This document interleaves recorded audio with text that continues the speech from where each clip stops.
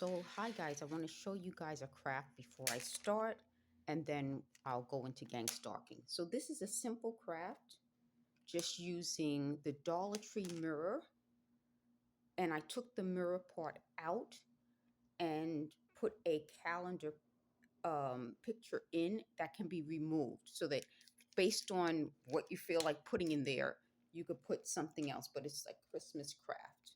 So I wanted to show you that. So as you guys know, I've been crafting a lot, which has been something that the people talking to me 24/7 in between making death threats, spreading lies and rumors, they've been making suggestions. So their suggestion about this, let's see, they've had a few.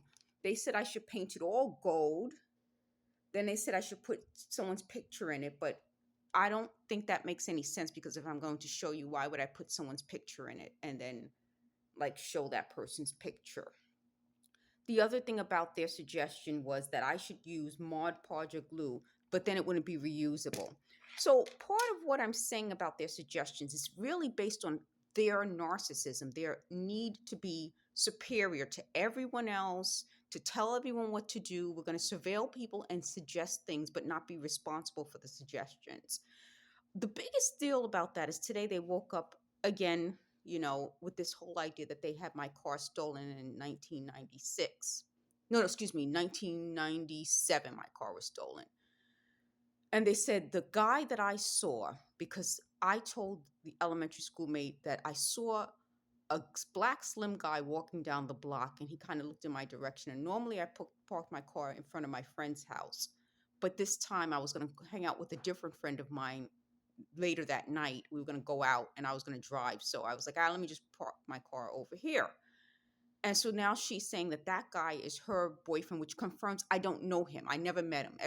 Every single story of theirs involves me. My stories don't involve them because they weren't a big part of my life. They weren't around my family.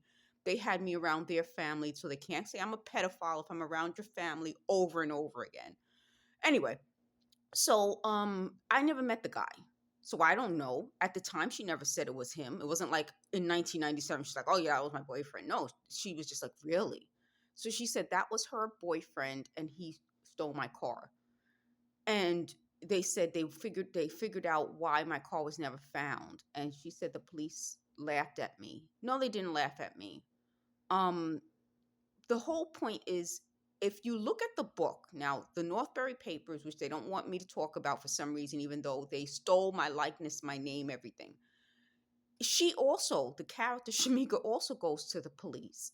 And there's an excerpt from the book that says something along the lines that the cops didn't do a bad job, but of course, the issue, I won't tell you what the issue was in the book, but the issue wasn't resolved. So in that way, it's like the book in that the cops didn't do a bad job, but of course the issue wasn't resolved. I never got my car. But going back to the lie that they keep feeding over and over again, which is that I molested someone or I touched someone inappropriately, I wasn't around that person. And when I was around that person, I was around that person because their family kept calling me over to stay around them. They wouldn't do it if I was a pedophile.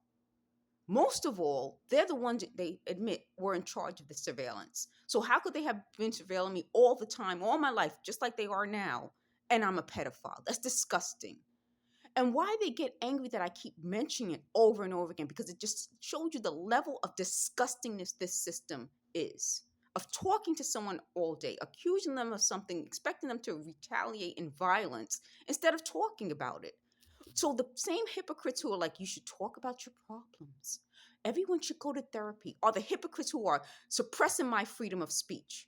This is suppression of freedom of speech. I have the right to talk about the abuse that I've been subjected to publicly. But no, you should go to therapy. No fucking that therapy is needed if I just expose this system. So the liars are saying that. Now, that was in 1997.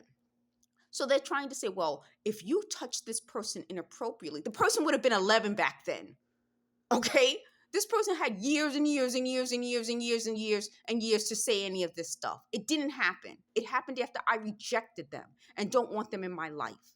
And clearly, I wasn't in their life for at least 30-something years. You can't keep saying, well, over the phone, you had after not seeing that person for years? Who cares about conversations over the phone? If I'm not around somebody, it doesn't matter. They said in 2008, I had a conversation with her. I don't think I'd seen her for a while before then. I think I saw her shortly in 2007. That's not a close friendship when you don't see a person. I mean, it's not like we lived in different countries, different boroughs. We lived around each other. We didn't associate with each other closely. That's my point. You can't, they want to make up all these lies to make it seem like we were close, but we didn't hang out with each other for over a year. We saw each other briefly. We weren't hanging out during that time in 2007. Before that, when was the last time we saw each other? Meaning we didn't hang out. I can't understand the need to rewrite history. Oh, wait, because they wanted to involve me in this crazy psycho dream situation they came up with. So now that's the next part of this I want to talk about. If they're coming up with a way to change people's memories, especially I think it worked on children, they keep saying, well, you said you experienced it. Yeah, I said I experienced it as a child, which is why I think it's a child's thing. It's not for a 52-year-old. So when the last time I experienced it was probably in 2019, and I wrote it down. It was when they were talking to me, and I had the aluminum foil up, and you could see all the little holes in it, which shows that they used some sort of advanced microwave technology, which is radiation. So, okay, let's start to use some common sense here. If I experienced it as a child, and then under radiation, I probably wasn't seeing dreams. I was probably dealing with the effect of radiation poisoning or some sort of radiation exposure. So let's use common sense for the 15th trillionth time.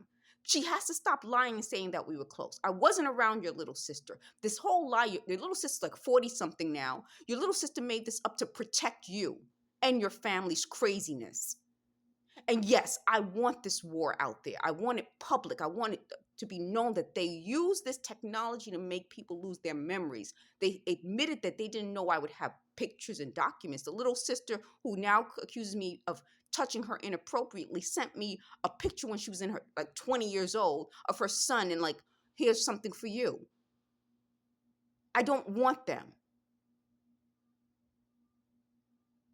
They're liars. Had this been real, they would have gone to the police with this. And I went to the police. I went to the police. There would be body cams showing that I went to the police as soon as they lied about this. I'm going to keep pursuing this. You've tried to ruin my